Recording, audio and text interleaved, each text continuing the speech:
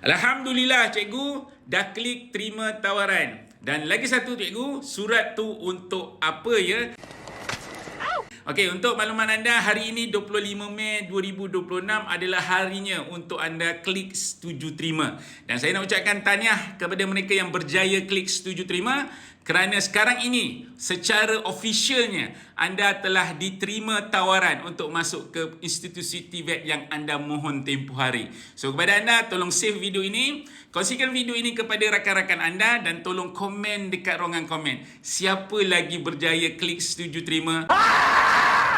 Kiranya anda telah klik setuju terima, anda akan dapat surat slip tawaran seperti ini dan juga seperti ini.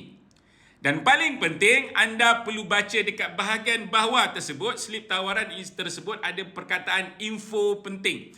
Setiap institusi berbeza penawaran surat tawaran kepada anda, di mana sebelum ini video yang saya bagi itu kepada anda akan dapat official surat tawaran dan di dalam surat tawaran tersebut akan maklumkan kepada anda bila anda kena lampu diri, apa documentation yang perlu anda lekapkan dan berapa yuran yang perlu anda kena bayar. So untuk makluman anda, seperti mana yang dalam surat tawaran ini anda akan dapat surat tawaran selepas 3 hari anda klik setuju terima. Sekiranya anda dapat surat tawaran seperti ini, maksudnya pada hari esok anda akan dapat slip tawaran ataupun surat tawaran secara official untuk anda menerima tawaran. So kepada anda, tahniah dan tolong bantu saya tuan-tuan dan puan, kepada mereka yang masih lagi belum setuju terima, tolong setuju terima cepat.